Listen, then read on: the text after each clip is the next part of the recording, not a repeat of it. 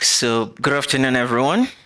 So, the next couple of minutes, probably presenting this paper that is titled Accounting for Regional Dynamics and Global Influences in South Africa's Inflation Problem. And for topics like this, I think everyone has an opinion. So, and it's because it's what we deal with on a daily basis. So, this is more like a graphical abstract of the study. And I think probably after explaining this, I can actually drop the mic and receive question if we are fine. Because it's more like, so this study is probably considering the fact that we are in an interconnected world where a country is not an island even to itself. There's sort of interactions with the global world, and this interaction actually resulted in a lot of things. So from this study, we're able to detect that South Africa's inflation issue is significantly impacted by output shock. So one of the innovations of this study is that it considers an emerging shock that was brought about from COVID. Though this type of shock started in 1995 during the Asian crisis, but a lot of people sort of ignored it, where situation in a country have a spillover effect to other countries. But the GCF of 2007-2008 brought more global dimension to it. The Europe debt crisis of 2010-2011. So this we saw that when productivity or output level in a country, especially trading partners, it sort of affected that trading partner. So what we got from this study is that output shock, which is intense, affect inflationary problem in South Africa, sort of amplified it. The regional dynamics to it is that output shock from regional trading partners of South Africa like Ethiopia, Cote d'Ivoire, and Botswana are also significant in this respect. This is more like a lot of additions that we are seeing in the dynamics of inflation. We also got that price shock, which we saw with Russia-Ukraine crisis, the COVID, and current tariff issues globally, is also major among regional countries in Africa with respect to contribution to South Africa's inflation problem. We see Tanzania, we see Namibia, we see Nigeria, we see Ethiopia. And the most significant, it's UK. So while for policy recommendation, we will also have it. But let me go to,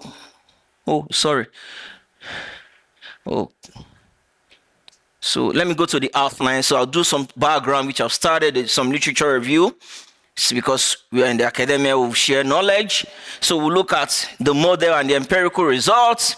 We'll look at the finding and discussion. For me, the discussion is most important of this result. Then the policy recommendations and conclusion. So for me, policy recommendation is very the same. And everybody have said that in the morning. So I will just say that I will second the fourth speaker and I would move on with respect to policy recommendation. So globally, sorry, this is a little bit faint. So what we have in previous study is that we looked at studies on spillover to either be supply side shock or demand side shock. And we are certain about the channel. Is it a straight channel? Is it that it is through the financial markets? Is it that it's commodity prices? Then in recent time, we started having policy channels, and the major culprit is US monetary policy shock. It's probably on that spectrum. So we have studies that have understudied this.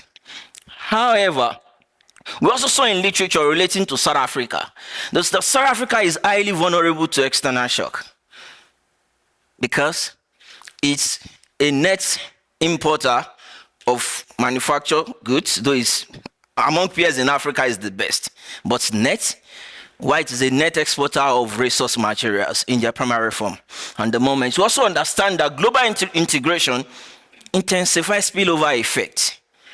And I've mentioned those episodes of global crisis. We also understood that South Africa is also exposed because of its economic structure. Like I said, in the region, it's better than peers. But when we look at it as far as global comparison is concerned, it's also exposed. And for this, there is need for strategic policy positioning, especially at this time, where countries are looking beyond having studies and papers. They are being strategic with their policy positioning, even in times of their trade agreement, in times of the economic structure, in times of transitioning. So this kind of study is then very important, that we understand how performance in our key trading partners will actually influence us, and our inflationary problem in some of these key trading partners also has some potential risk for us. This study, for me, it's very important when we had the Russia-Ukraine crisis. So the IMF, in December of 2001, released its World Economic Outlook, and it gave an outlook about what will happen to all African countries in terms of growth. And by March or July, when he has reviewed of that year, he has done like 4 World Economic Outlook and gave different projections, basically due to the Russia-Ukraine crisis. And you could see that countries in this region are affected differently. So South Africa is here. South Africa is here. So we could see countries had negative impacts. Some had their growth upgraded, including South Africa, and among others. Some had their growth numbers or forecast downgraded. This is Ethiopia, this Cote d'Ivoire, this is Ghana. And reason for this is that we could see that the era of broad generalization of inflation problem has actually gone away with recent crisis. So we are now more about country-specific effects on global issues. We also saw that there is need for us to look at economic fluctuation in this sense, South African inflation problem, in terms of South Africa, not in terms of the regional space. However, when you check the IMF's World Economic Outlook, we only have 2 countries in sub-Saharan Africa, which is South Africa and Nigeria. I'm just saying in the broader summary. So it's very important that we start looking at, so what does literature says? Literature from Ricardian has told us that trade specialization and interaction actually account for spillover of shocks. That's just that Ricardian never called it spillover of shocks. But he said when there is higher productivity in one country, it affects demand of the other country and it affects prices. That's basically spillover. And we then start the era of real business cycle, from the Keynesian business cycle to real business cycle. And the theoretical basis of this study is the international business cycle that accounted for technology spillover, financial spillover, and expanded the Romans model to account for spillover. So, and these are literature which I don't want to bore us with. But the methodology is the global autoregressive GGVA. And what the GGVA does, this the theoretical framework, which I've said, international business cycle, that then expanded other framework to then account for fluctuations in the economy as a result of trade relationship. However, as far as South Africa continues to trade with the world, as far as the country listed its bond on either Goldman Sachs government bonds market, have euro-based bonds, is exposed to external shock. So then we this is the specification of the GVA model. It's in 3 phases. First is to develop a vector autoregressive that has external exogenous variable, the var x, for each of the country. Then you develop it for the external country as well. Thereafter, you integrate, using a matrix format, all the countries considered in this study into a global var, which the source of interaction could be 2. The trade weight among the countries, or the financial flow. As a result of our scarcity of bidirectional financial flow data. So for this study, actually used the direction of trade statistics of the IMF to calculate the trade weights among the countries considered for this study. And what does this help us to do? So this framework assists us to be able to calculate the contemporaneous dependency of the domestic variable on external variable. So it is in two ways, bi-directional ways. I could look at how South Africa affects every other country, or more like. Then secondly, it assists in understanding global variables. So in this model, which I would explain, there are global variables. There are some variables that have global dimension. First is the Fed rate, the global oil price, that it affects every other. And the third, it also helps to have an independent country-specific transmission of shock. So from the estimation strategy, just like I've mentioned, so these are the countries I considered in this study. All the countries dotted in black. So from the US to the EU as a country now, is a region, as a country, then the exclusion of UK.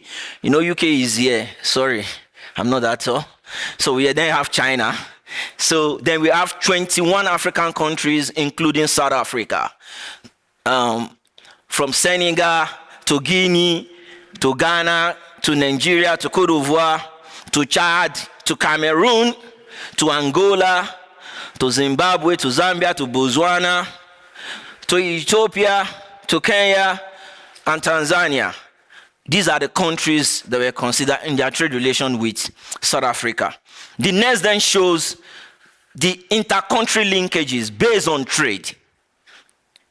Based on trade. So from this estimate, just to bore you with the normal story that you know, that South Africa trades more with the global world. That is it. However, it is important to see. So this data was from 1990. It's a quarterly data series from 1990 to 2003. From 1990 to 2003. So the period is very important, 1990 to 2003. So, and the trade statistics as well from 1990 to 2003. So consider the addition of the imports and the exports, not only the exports or the imports, the addition of the total trade relation among these countries. So this was used in estimating the growth. Since our concentration is South Africa, so instead of interacting also, South Africa is seen to trade more after the EU, to trade more with China than every other region. In the US was 0.07. So the addition of all the trade weights gives you 1. Yeah. The addition of the trade weight gives you 1. We also realized that countries in the southern region, aside from Botswana and Namibia, that are top trading partner of South Africa because of their closeness. He rarely trades with any other African countries. Rarely, I said. The highest was 0.01, Kenya, Tanzania. So this shows that South Africa still trade more with the outside world than its what? Its regional peers.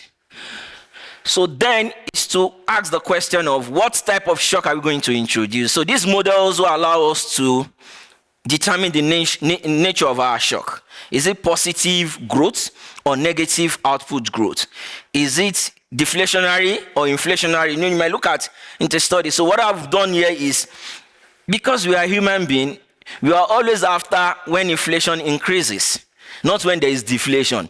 There have to be inflationary problem because it becomes of interest. So why there is reduction in output. So from this, we use two model. So maybe I then calculate is the forecast general variance decomposition, generalized error variance decomposition, and the forecast generalized impulse response. And with this methodology, the arrangement of the variables is not important. It's also clear, I said, because it is vast structure.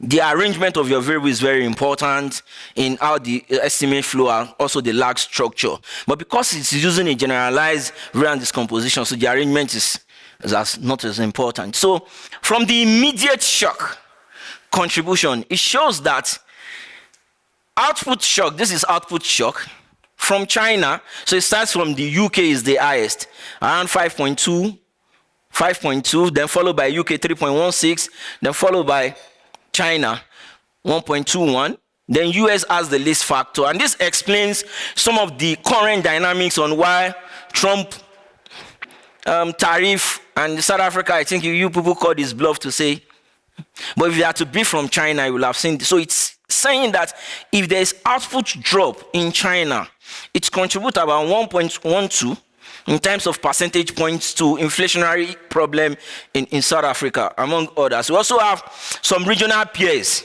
with significant numbers, such as Cote d'Ivoire and Ethiopia. Then we move to the price. So the price dynamics then changes. Because if inflationary is local, then we then see Namibia, Tanzania, Ethiopia, and Nigeria having impact in terms of importation of shock. And for Nigeria, the oil import from the country, and from Tanzania, the export of semi-manufactured goods largely from South Africa to the country also accounts for this. While the United Kingdom also follows that. Then what we then did for us to really get the dynamics of this is to then plot the immediate impact of this shock. That is contribution to the overall percentage change, but this then shows the impact. So what I've done is then to have 4 categorization of this impact shock. So the first category is to look at the long run inflation transmission effect, and the second is to consider those that their pass-through is very strong, and the third is to look at the demand side spillover, and then to consider those that have deflationary pressure. I mentioned Tanzania because we export more to them, not like South Africa imports more. So we could see the dynamics of the trade relationship and where we would have. So we have the country, the US is the biggest. So the size of the volume is the contribution, which I've explained. The size of the bubble, And you could see those that have big bubbles are either countries in Eastern or Western region. Then these are the regional dynamics across the region. That then tells us more on why after could sort of be the change dynamics that could happen to the region. So we'll realize that there's a strong inflationary pass-through with Ethiopia. We could see Tanzania increase inflationary pass-through over time. We saw its negative pass-through from Uganda. And we saw Senegal also have deflationary pass-through. Because the trade relation with countries like Nigeria, Cote d'Ivoire, are very limited on basic commodities, crude oil. So we could see it as a long-time pass-through.